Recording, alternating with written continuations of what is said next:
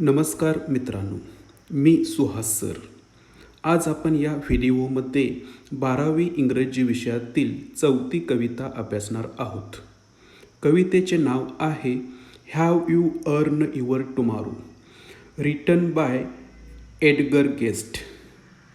तुम्ही तुमचा उद्या कमावला आहात का? कवी एडगर गेस्ट यांनी ही कविता लिहिलेली आहे. मित्रांनो, सर्वप्रथम आपण कवी एडगर गेस्ट यांचा परिचय पाहू. About Edgar guest. 1881 ते 1959 हा त्यांचा कार्यकाल. He began his writing career at the age of 14. वयाच्या अवघ्या 14व्या वर्षापासून एडगर गेस्ट यांनी लिखाणाची सुरुवात केली. He is known as people's poet for his simple style of writing. त्यांच्या सहज साध्या सोप्या लिखाणाच्या शैलीमुळे त्यांना पीपल्स पोएट म्हणजेच लोककवी या टोपण नावाने देखील ओळखले जाते. Now let's see the introduction of the poem. This is an inspirational poem. ही एक प्रेरणादायी कविता आहे. In this poem the speaker is asking the readers whether they have done anything to improve the life of another human being or not. या कवितेमधून कवीने आपल्याला विचारले आहे की एखाद्या व्यक्तीचे जीवन सुधारण्यासाठी तुम्ही काही केला आहात की नाही. It is up to you whether you will have a better future or not. आपला भविष्यकाळ कसा असावा, तो चांगला असावा की वाईट, हे पूर्णपणे आपल्यावरच अवलंबून असते. हा अनमोल संदेश या कवितेच्या माध्यमातून कवीने दिलेला आहे. Now let's see the poem line by line. Before that, friends, I kindly request to you, please subscribe this channel and share this video. अतिशय गंभीरपणे विचार करायला लावणारे प्रश्न या कवितेच्या माध्यमातून कवी आपल्याला करीत आहे. In the title of the poem, the poet asks us a question. Have you earned your tomorrow? तुम्ही तुमचा उद्या कमावला आहात का? विद्यार्थ्यांनो, आता आपण प्रत्येक स्टांजा वाईज कवितेचे अप्रिसिएशन करूया. In the first line of the poem the poet ask a question.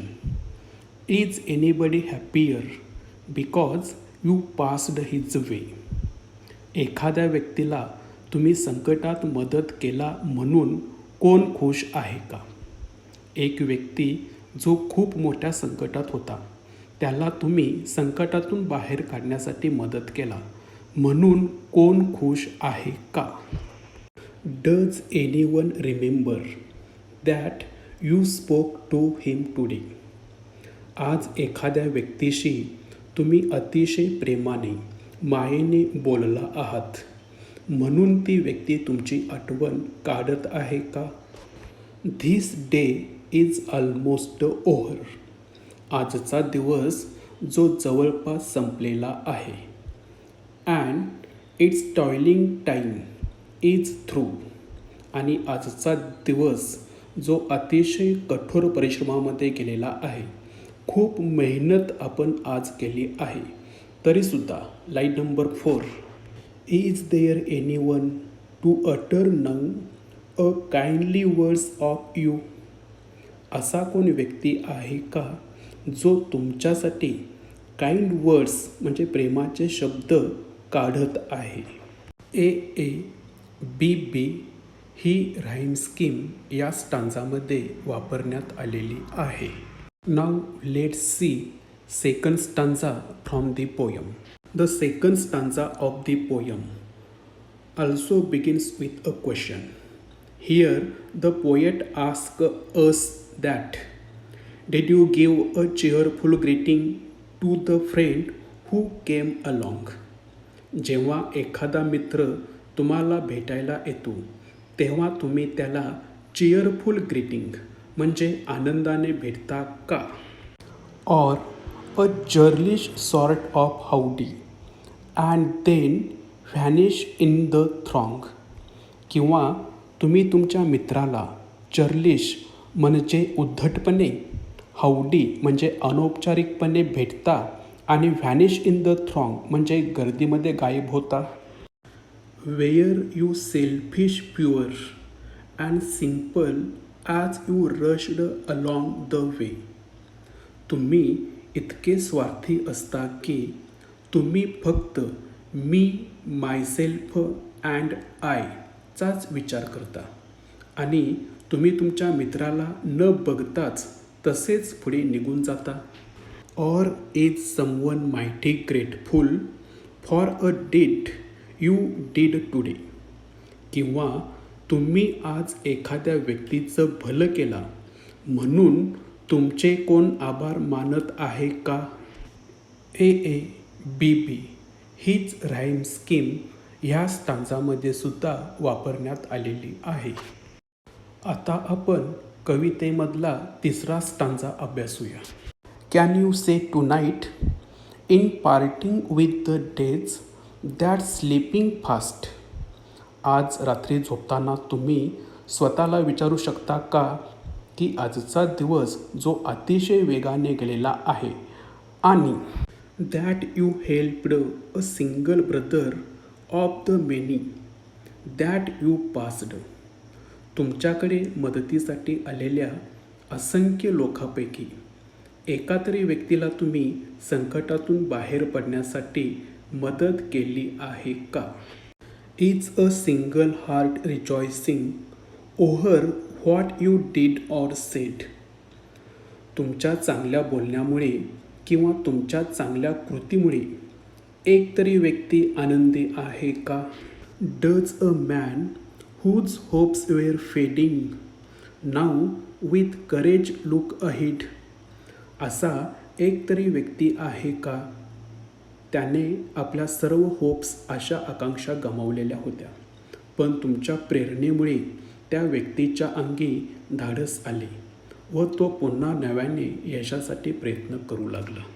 The rhyme scheme used in this stanza is A B B. Now look at the last stanza of the poem. मित्रांनो, आता आपण या कवितेमधला शेवटचा stanza अभ्यासूया. Did you waste the day. तुम्ही आजचा दिवस वाया घालवला का? और लूज इट. किंवा आजचा दिवस तुम्ही गमावला. वॉज इट वेल. आजचा दिवस तुमच्यासाठी वेल म्हणजे आनंदी होता की सॉरली स्पेंट. आजचा दिवस तुमचा अतिशय खराब गेला. Did you leave a trail of kindness. तुम्ही आजच्या दिवशी दयाळूपणाची निशाणी सोडला की अ स्कार ऑफ डिस्कंटेंट. असमाधानाची किंवा निराशाची छाप सोडला. As you close your eyes in slumber do you think that God would say. आज जेव्हा तुम्ही झोपण्यासाठी जाल तेव्हा तुम्हाला असं वाटतं का गॉड वुड से. देव तुम्हाला आज असे म्हणेल की you have earned one more tomorrow by the work you did today.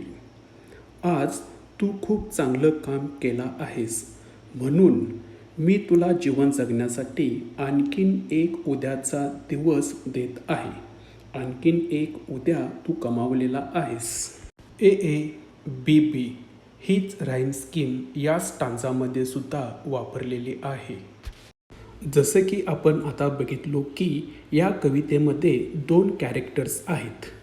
पहिलं कॅरेक्टर्स म्हणजे स्पीकर म्हणजेच कवी आणि दुसरं कॅरेक्टर म्हणजे लिसनर म्हणजेच ऐकणारे वाचक किंवा आपण.